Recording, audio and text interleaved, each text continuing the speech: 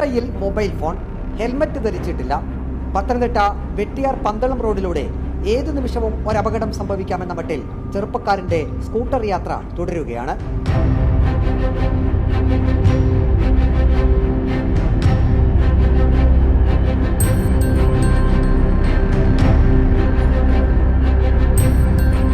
വളവ് തിരിഞ്ഞ് ഇടതുവശത്തെ വൈദ്യുതി പോസ്റ്റിനരികിലേക്ക് സ്കൂട്ടർ ഒന്ന് പാളി.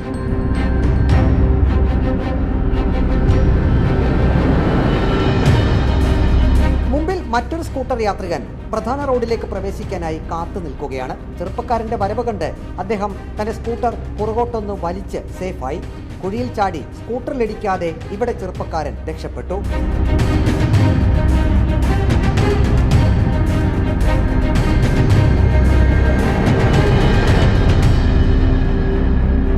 ഫോണിൽ സംസാരിച്ച് യാത്ര പിന്നെയും തുടരുകയാണ്.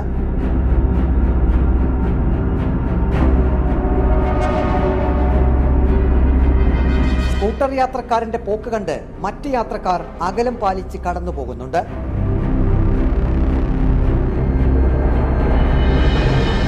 നിയമം ലംഘിച്ച് മറ്റുള്ളവർക്ക് കൂടി അപകടം വരുത്തിവെക്കുന്ന രീതിയിൽ നിരത്തിലൂടെ ഇങ്ങനെ വാഹനം ഓടിക്കുന്നവർക്കെതിരെ കർശന നടപടിയാണ് മോട്ടോർ വാഹന വകുപ്പും ട്രാഫിക് പോലീസും എടുക്കേണ്ടത്.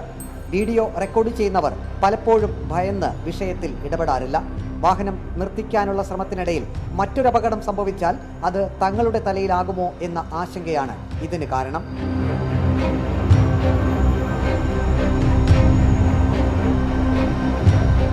Reporter Praveen Purushothaman, in reporter, Pathanamthitta.